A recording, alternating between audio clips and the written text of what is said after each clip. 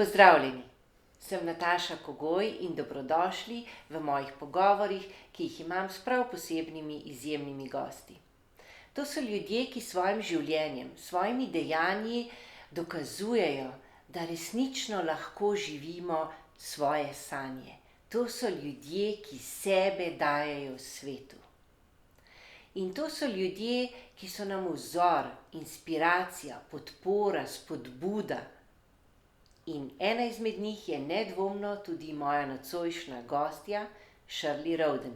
Živjo, SHIRLIE. Hello.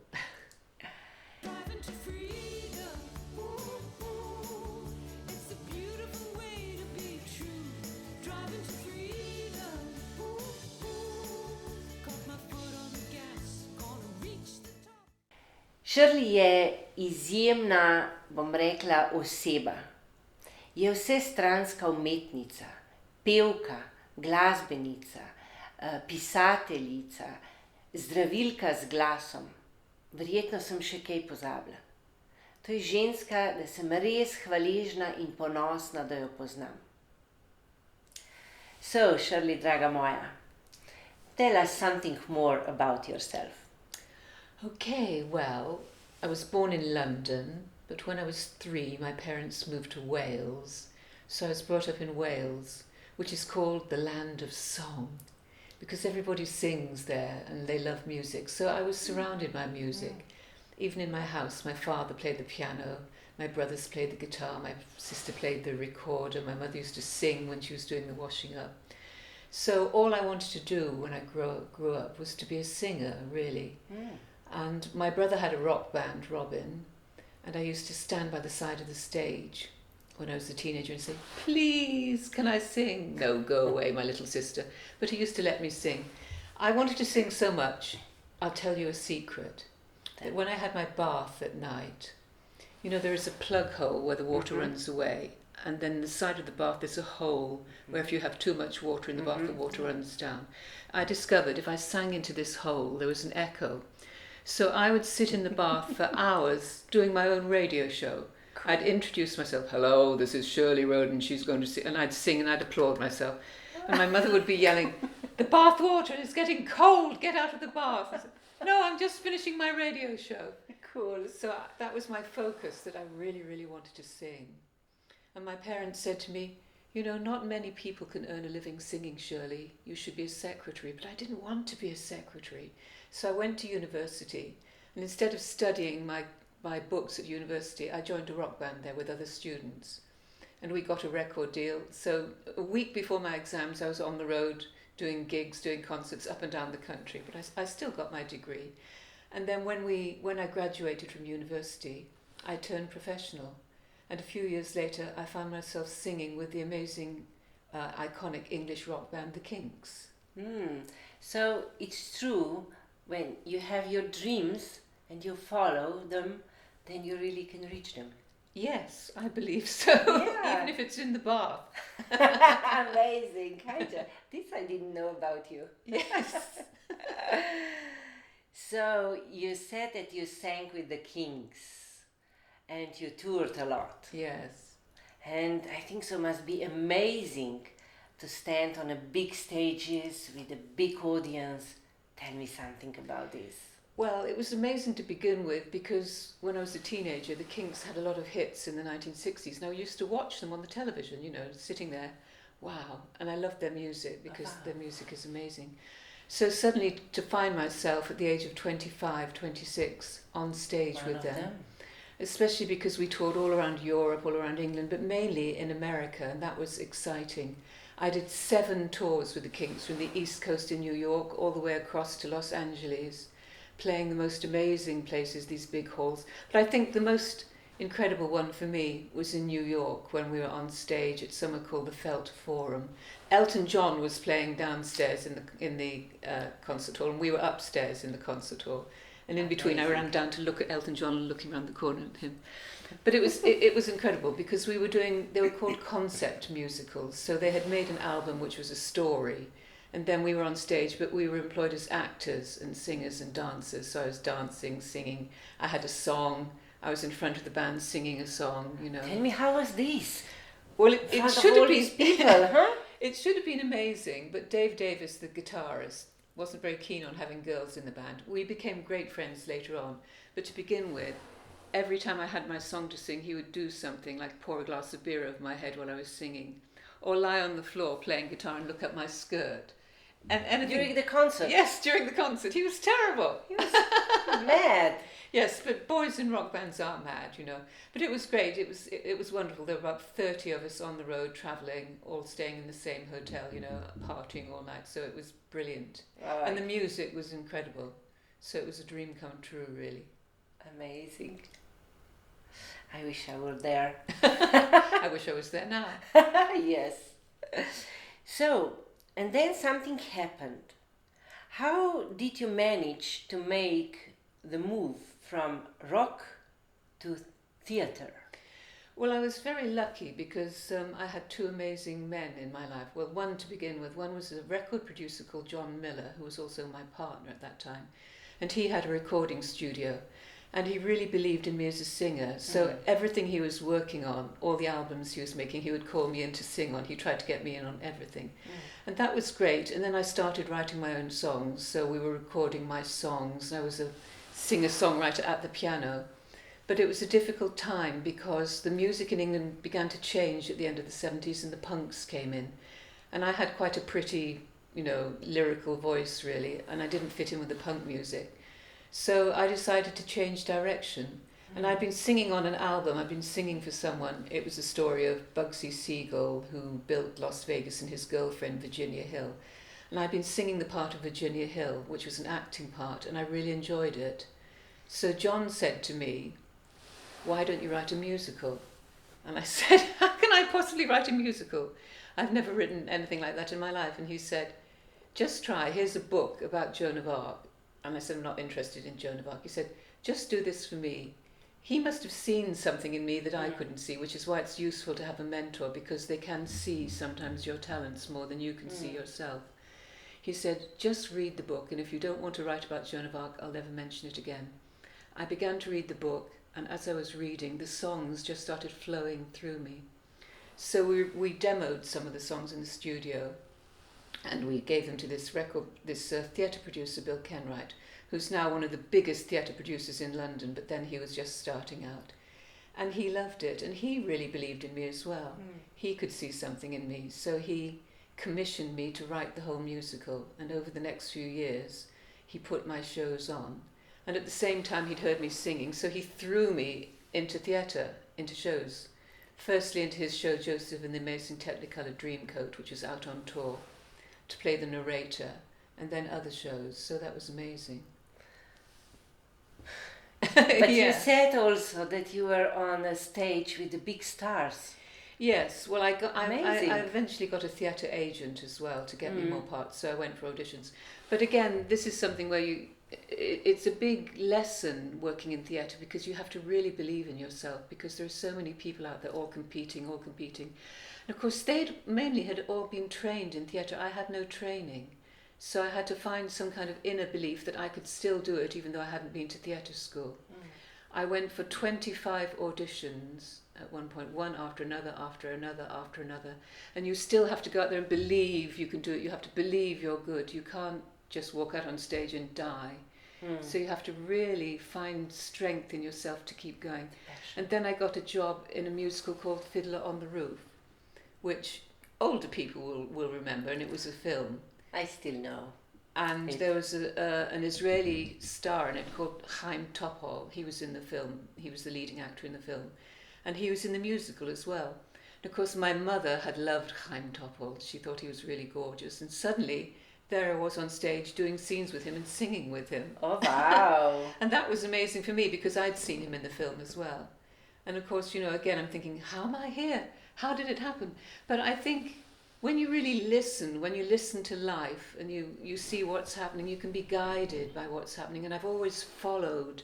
When the door is open, I've just walked through. I haven't stood there and said, "No, I can't do this, I'm afraid." The door opens and I will walk through and just experience whatever it is that happens, you know. That's life. To je življenje. To je življenje. Yeah. But you have to have a lot of courage to do this? You have to have courage, but we all have courage if we can just go inside and find it, you know. Yeah. Thank you. You mentioned John Miller, Bill Kenwright as your mentors. Yes. How important it is that somebody believes in you, supports you. Absolutely. And what about now? Do you still have Well, mentor? John has been there for most of my life, not as a partner any longer, but as a really good friend. And unfortunately, he passed away earlier this year. But we were working on a musical together a few months before he passed, and he was still pushing me. I think one of the good things about having a mentor is they will help you to keep focusing on your vision, to find the genius in you, not just the best performance, but that part of you which is really brilliant, and push you towards it. And John was saying, listen to this music, listen to rap music, listen to that. And I go, no. But I listened to it. And I remember the last song I wrote for him, I think I wrote that song 5 times. I remember you told And I me. almost said, write it yourself. But I'm so glad that he pushed me, because I'm going to cry now, but he pulled the best out of me with my writing. So this is what a really good mentor can do for you. And Bill was the same as well, because he had this vision with my shows, you know, and he really believed in what I was doing. And the shows weren't always successful. The show that was the dearest to my heart, which was my Joan of Arc musical, the critics hated. So it didn't run in London. It only lasted for 2 or 3 weeks. And I went into a very dark place. But later on, I started writing again. And wrote with John Miller. We wrote the script for the Roy Orbison musical, the Roy Orbison story, which Bill Kenwright put on. And we were nominated for Best Musical in London. We didn't win, but it just shows you, if you can just keep going. Keep going. Never give up. Never give up, yeah. Yeah. It's Oh, true. so you're asking me about mentors now. I have younger people coming forward now, which is amazing, because, you know, I'm 70 now, so I'm getting a bit old. But I have a young man who really loves my Joan of Arc musical and wants to do that again. So younger people wanting to work with me, and that's an amazing feeling. I can imagine. Yeah. Before you mentioned when this happened with Joan of Arc musical, that bad critics and that you went down. Yeah. So how do you deal, or how do you manage your demons, I would say? Well, sometimes, as I'm sure most people feel, it feels like your demons are managing you, you know, and how can you deal with them? But again, I think I've been so blessed in my life. Another door opened in an amazing place when I was on the road with the Kinks in the 1970s. And I was telling you about this guitarist, Dave Davis, who was pouring beer over my head and being very naughty towards me. But we became great friends, because when you're on the road travelling, you know, you like to find people you can talk to. And we used to sit and talk and talk and talk. And then this amazing experience happened to both of us at the same time. I can't even really tell you how or why, but we were just travelling together through America. And it was suddenly as though, for me, it was as though my heart opened and a beam of light came out of my heart. And it connected me to the beam of light in everybody. And I saw that everybody had this beautiful beam of light. And I felt one with everything. So much so that we were in Los Angeles at that time. And there had been no rain. And I could feel the trees were crying out for water. I felt a oneness with everything. And such a peace. And you get quite a lot of arguments in bands when you're travelling for weeks together. I can imagine. And suddenly the band became really peaceful, because Dave and I had this wonderful peaceful energy. And I felt as though I was pure spirit, so much spirit that my body I knew was just clothing for the spirit. So to put clothes on the body seemed silly, although I had to. And then to put makeup on seemed crazy, because I knew the real me was spirit. And this incredible feeling lasted for about 10 days, I suppose. And then suddenly, boink, we came back down to earth. And I said to Dave, what was that? What happened? And he was wiser than I was at that time. And he said, that was a spiritual awakening. I said, what do you mean? He said, you were shown an opening to God, to Great Spirit, or whatever you want to call it, to that energy, that pure consciousness. He said, you must remember that. And he kept phoning me when we got back home, and he said, what are you doing? What are you doing to try and keep that feeling, find that feeling again? Now, when I was at university with this rock band that we formed, the drummer was initiated in transcendental meditation. And he suddenly said to all of us one day, because we kept arguing all the time, he said, I think the whole group should be initiated in meditation, and the teacher is coming to town, the first teacher from the Maharishi coming to England. You must all get initiated, and I will arrange it. And he did.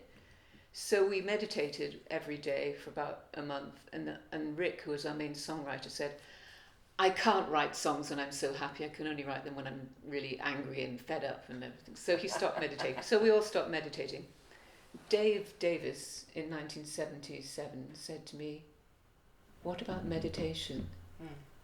And I said, oh, I had forgotten. And I began to meditate again. And it was just incredible. So I started meditating, and then as I continued meditating over the years, I heard all these sounds, and I began to make all these sounds, and I felt the energy of the sound on my body, so I was doing sound meditation, and it just carried on from there. So what happens when I hit my demons? Yes, to cut a long story short.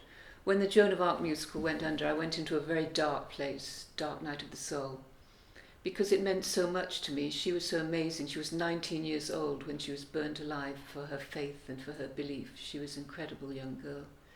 So it was very painful when the critics didn't like it.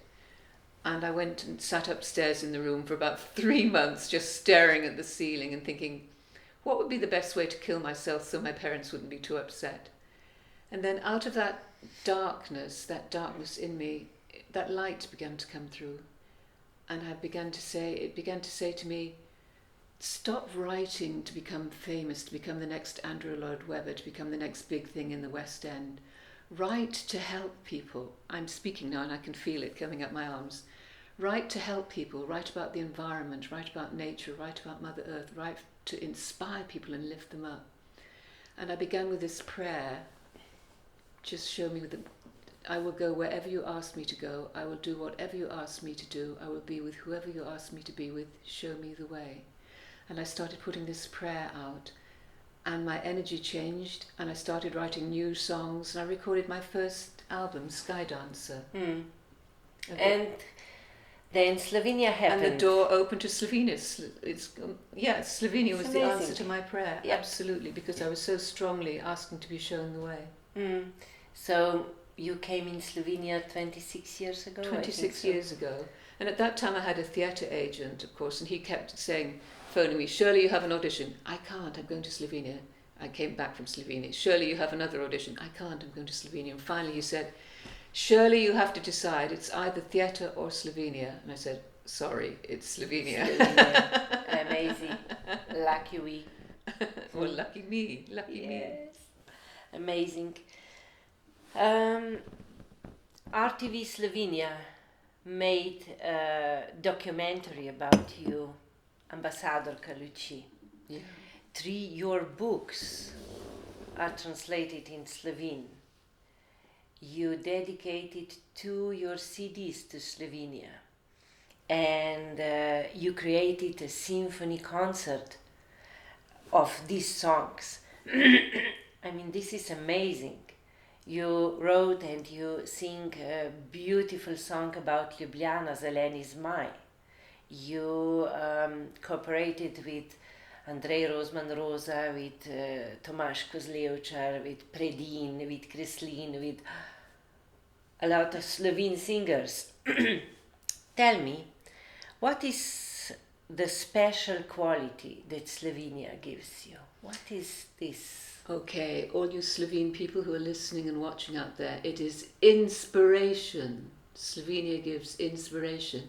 And I have a little story. I was doing a concert at Španski Borsi, and RTV Slovenia came to interview me before I did the concert, and the interviewer she said the same thing. What is it about Slovenia that you find so, why do you write so many songs? And I said, because I find it so inspiring. And I'm smiling, and she said, do you really? Why? And I thought, oh my God, how can she say this? So this is one of the reasons I wrote the album, The Vanishing Lake, because I wanted to reflect back to Slovenia how much there is here, how beautiful it is, how beautiful the soul of the earth is, but how beautiful the soul of the people as well. And also, I think one thing when you have a dream and you have a vision, you find that sometimes in your own country, you're not recognised, and you have to leave your own country to follow that dream. And one of my friends here used to call England the deaf country. She said, it is the deaf country because they cannot hear you there. But Slovenia could hear me, and Slovenia was almost like a mentor to me, the whole country, because they could see who I was. I mean, to call a documentary Ambassadorka Luci, Ambassador of Light, I thought, who am I? I'm not an ambassador of light, I'm just a singer. And the light, I open myself up and the light comes through me, I allow it through me and it lifts me, and I try and lift people, but, I'm not an ambassador of light, surely. But this is something that Slovenia time and time again said to me, your voice is healing, we love you. And that to me was so incredible after so many years of following my dream and being shot down and getting up again, I'm going to keep going, and you get knocked down again. And suddenly to come somewhere which is so beautiful, and the nature is so inspiring, and the people, the heart of the people is so beautiful as well. It was the most healing thing that could happen to me, and it inspired me deeply, and it inspired me with gratitude, falešnost, to give something back, to say thank you, which is why I did this suite, the Simply Slovenia suite, to really say thank you. It's amazing. And you are welcome here. Thank you. Always. And the other thing that Slovene people supported was my workshops as well, because I'd never done my own workshops. I never thought I would ever do workshops. But they kept asking me, what is this sound you're making, and can you show us how to do it, and can you do a workshop? And I said, no, I can't. But I did the workshops here, and then I did them in England, and then I wrote a book, and so it continued. Yeah. And the amazing thing is, from being in Slovenia, doing workshops, I was invited into Croatia. From Croatia, I was invited to Poland. From Poland, I was invited to Russia. So Slovenia, see what you inspired. You must see how inspiring you are. You sent me around the world with the sound. Amazing. It's true. Yeah, thank you. Do you consider yourself as a successful person? And what success mean to you? Well, I would answer yes, and probably yes and no as well. It's interesting because if you look back at the Romantic poets in the 19th century, William Wordsworth and Keats and Shelley and Coleridge, they created something which they call the romantic agony, which was they could see the beauty of the world and the heavens, but as soon as they tried to write about it, they thought they didn't capture it, wasn't quite beautiful enough, so they were in agony all the time. And I think creative artists can be like that a little bit, that you're always trying to be better and more inspiring and better and more inspiring. But I like to look at it now as it's just another part of the journey. I'm 70 years old now, and you think I'm slowing down, but in one way I'm not, because I'm still being inspired and I'm still creating. So I think the most important thing is to feel love for yourself and those around you, and to feel gratitude. And that's what being successful is, to be at home with yourself, at home with your country, at home with people. That's what success is. For you? For me, yes. Yes. Great. You did also something very unusual and very amazing for me. And this is that you did a vision quest and 3 times earth dance. These are Native American Indians' ritual. Yes. And you did this in Slovenia again. So how come? Where? Indians? I did it in Slovenia because I knew I would be safe in Slovenia. I felt safe. I knew it was safe to do here. John Miller had this beautiful book called Touch the Earth, which had all the sayings of the Native American Indians in. And for my first album, Sky Dancer, I wrote a song called Touch the Earth, which was 10 minutes long. And it was music, and then I spoke all the words of the Native American Indians. And I was so moved by them, by everything they said about the earth and all the wisdom. I found it really inspiring. And then I went to have acupuncture with someone in England, and when the needles went in, I went into a trance, and I was surrounded by a tribe of American Indians. And they kept telling me things like fly like an eagle, be as clear as the spring water and as green as the grass that grows in the meadow. and write the song of the sacred white buffalo, and I didn't know what the sacred white buffalo was. So again, my intuition was opening, but again, a door opened. Had a forest and a kind of a farm north of London. She was having a sweat lodge for New Year's Eve, and she'd invited this American Indian to come and do the sweat lodge, and that's where I first met Tim Sakia. And I was just so moved when he built this sweat lodge out in the field, you know, with the branches and the whole ritual. And so I invited him to come to Slovenia, and he still comes here and does things. And then he was leading vision quests, and I just wanted to do a vision quest, but I knew it would be very, very frightening or scary. This means 3 days, 3 nights on your own, without water, without food, in a circle of prayers.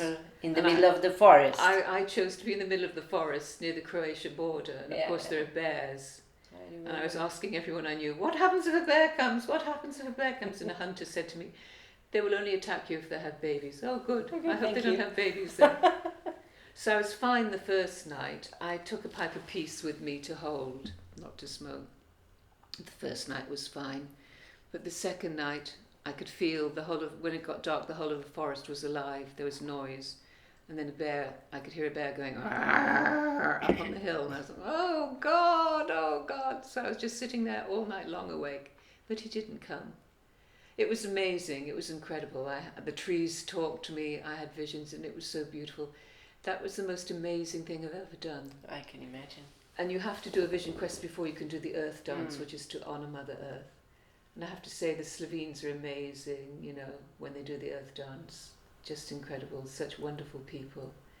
And that was just amazing, dancing for 3 days. And again, you don't drink any water, but you go into the sweat lodge and you drink the steam in through your skin, and you breathe in the steam, and it turns to water inside you. And Tim is protecting you all the time, and everyone's singing and chanting and singing the Indian songs and playing the drums. And I knew I would be okay because it was Slovenia. Yeah, this must be an amazing experience. And I came out, after the first earth dance, I came out early in the morning, I sat on the earth, and this song came into my mind. Grateful, I'm so grateful to be here on the earth, for this gift of life, to know my real worth. Falešnost. Again, and that stayed with me. So yes. So you told us many things already, and I will still ask you the question. What is your passion? My passion is and always has been music. Well, it's two, music and writing. So both? Both, yes, because I have my diaries from when I was 6 years old. I've always written my thoughts. And I think that's important as well when you're looking for your visions and your goals, is to write. Also, you can look back and see what you wrote, but it's good to read things. Even now, I write decisions out. I have them on my iPad now, not handwritten, and I read them in the morning. You know, I have decided this, the positive things, you know, because as you know very well, we have these two sides of the brain. Yeah. And Natašo we've been working this week. She calls it the black wolf and the white wolf, and it's really useful. The black wolf comes in with all the negative thoughts and frightens you, and the white wolf is all the positive side. It's so important to be aware of your thoughts and how you're programming yourself and your life with what you're thinking before you even speak or move, you know. Yeah, this, I think so, it's very important. So when we are talking about this, you know, how important are our thoughts, what about your day, how it looks? Do you have any routine? You were talking about meditation. So is meditation your daily routine now, or? Yes, it has been for years. I mean, my routine gets a bit stranger all the time. No, meditation, 20 minutes meditation in the morning before I even get out of bed or clean my teeth or anything. I just do my meditation. And then usually if I have time, I have tuning forks. C, middle C and G, which are good for the nervous system, so I use tuning forks on my listening to them, changing the hands, listening, and then on my head. If I have time, I'll do a whole octave of tuning forks. To balance left and right. Balance left and right, and use the sound. And now my latest thing, which I love, is standing on my head every day for 3 minutes. This is a bit weird. Well, it's not weird. I mean, you know, it's a yoga thing, but I have a special stool. It's called a headstand stool, so it supports your neck. Otherwise, I find my neck hurts. So you put your head down in the stool and you bring your legs up, and I do 3 minutes. Because as you get older, the blood vessels in your brain get smaller, and it's more difficult for the blood to get into the brain, and therefore the oxygen to get in. So I make sure I have plenty of blood going down to my brain, and I'm breathing deeply. It's great. It's really good, and it's good for the skin. It's good for the hair. It's good for the spirit. It's amazing. So people have different things they do, but I love that meditation tuning forks stand on your head. So is this also what this gives you energy, that you have, It gives all this me energy. passion, energy for the day, for meditation life. Particularly. Meditation is interesting because it used to really annoy me, because I think, right, I'm going to do my writing today, I'm working on a show, I'll do the writing, but I'll meditate first. And then I'd go into meditation and all these ideas would come in. So I had to have a piece of paper and write them down, then go back to meditating. And then I realised it's because when I'm meditating, I create alpha waves. And alpha waves is what happens when you're writing, when you're actually creating as well. So I was with the meditation, I was creating the perfect thing for creating. So I just got used to the fact that I would have a piece of paper there and just write it down very gently, then go back to the meditation. So the meditation is really important to help you just calm down, clear yourself, but it energizes you as well.